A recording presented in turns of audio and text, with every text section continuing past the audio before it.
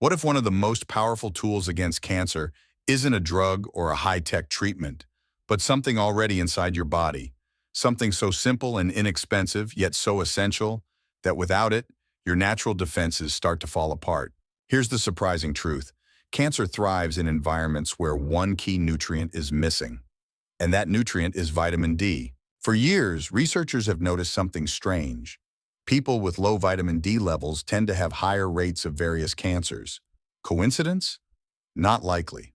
Because vitamin D doesn't just support bones and immunity, it's deeply involved in preventing cells from turning cancerous in the first place. And when cancer does begin to form, vitamin D makes the environment around it extremely unfriendly. No wonder cancer hates it. Let's break this down. Cancer begins when a normal cell mutates and stops following the rules. Instead of dying when it's damaged, it keeps growing and dividing uncontrollably. But here's the catch. Vitamin D is one of the nutrients that can tell a damaged cell it's time to self-destruct. This process, known as programmed cell death, helps the body clear out problem cells before they become a threat. So when vitamin D is low, damaged cells have a better chance of slipping through the cracks and growing into tumors. But it doesn't stop there. Vitamin D also slows down excessive cell growth. Tumors need fuel and space to grow.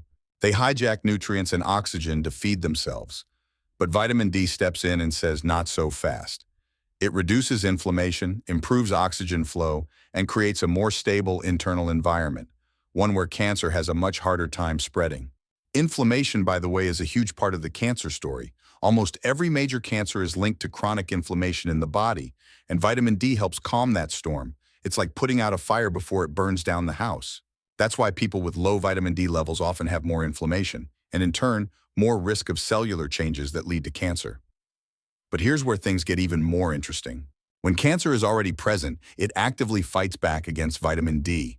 It creates a hostile environment, low oxygen, high acidity, chronic inflammation, all of which make it harder for the body to activate and use vitamin D. Some cancer cells even block the enzymes needed to turn vitamin D into its active form. In other words, cancer knows vitamin D is a threat, so it does everything it can to shut it down. There's another trick cancer uses. It messes with calcium levels. Many tumors produce a hormone that mimics what's called parathyroid hormone. The goal? To pull calcium out of the bones and into the bloodstream. Why? Because high blood calcium levels can actually block vitamin D function. So now, not only is the immune system weakened, but the bones start breaking down too. So what does this all mean? In simple terms, vitamin D is like a security system for the body. It scans for damage, triggers defenses, and keeps rogue cells in check. But when cancer is on the rise, or the risk is high, this system can get overwhelmed, or even turned off. And that's why maintaining healthy vitamin D levels is so critical, not just for prevention, but for support during treatment and recovery. Now here's the good news. There are two ways vitamin D works in the body. One is the well-known path that helps manage calcium and bone health.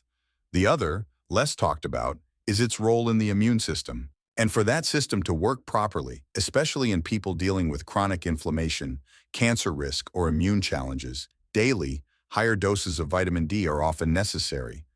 But it's not just about popping a vitamin D pill. The body needs help to absorb and activate it properly.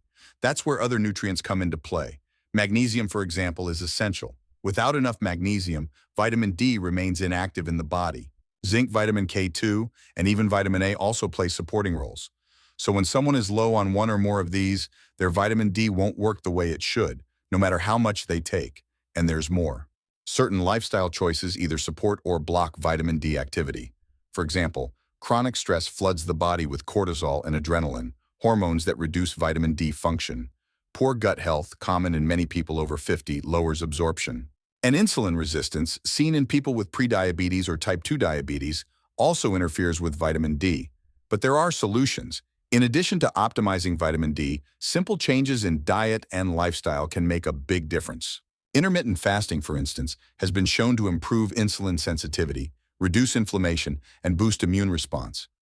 Light exposure, especially early in the morning, can stimulate natural vitamin D production.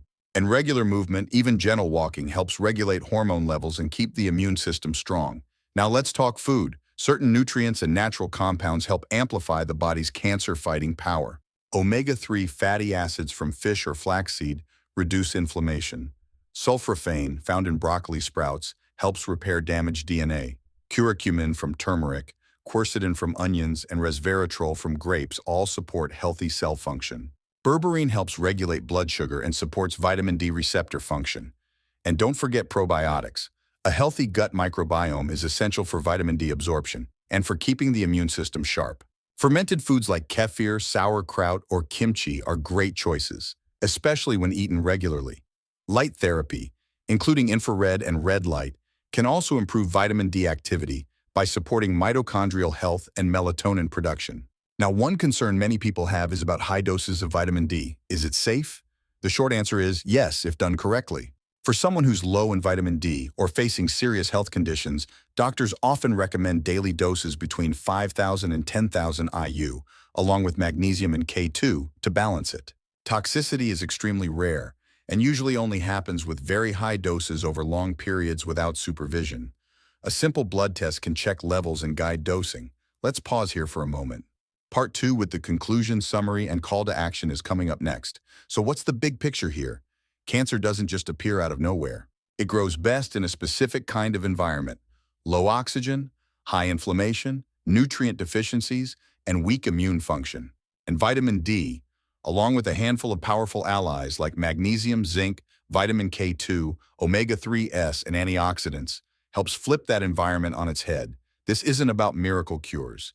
It's about giving the body what it needs to fight back. Vitamin D plays a major role in turning on cancer-fighting genes, calming inflammation, improving immune defenses, and preventing cells from turning rogue. But when it's missing or blocked, those protections fade away.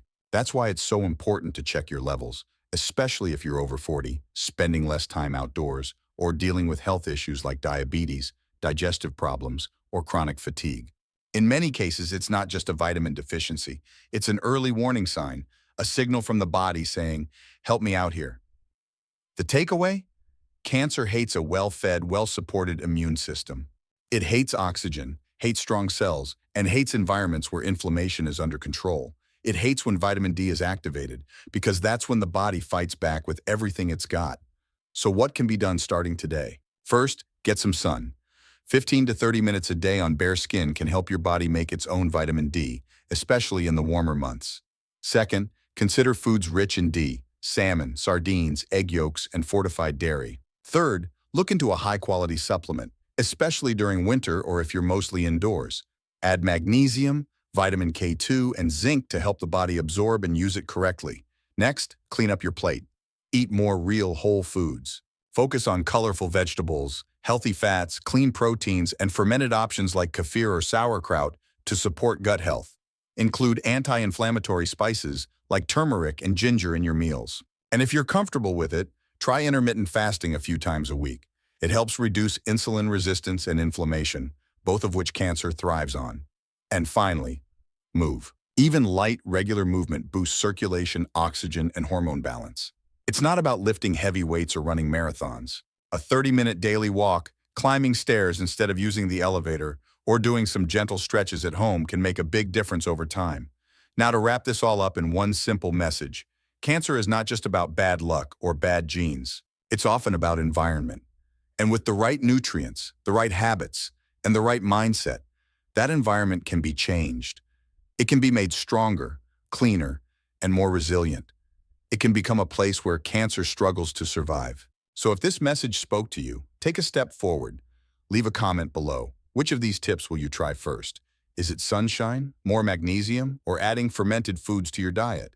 Don't forget to hit that subscribe button so you never miss another health insight that could make a big difference in your life.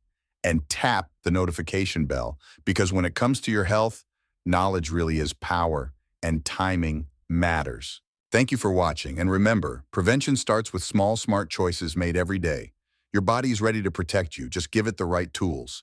Stay strong, stay curious, and stay well.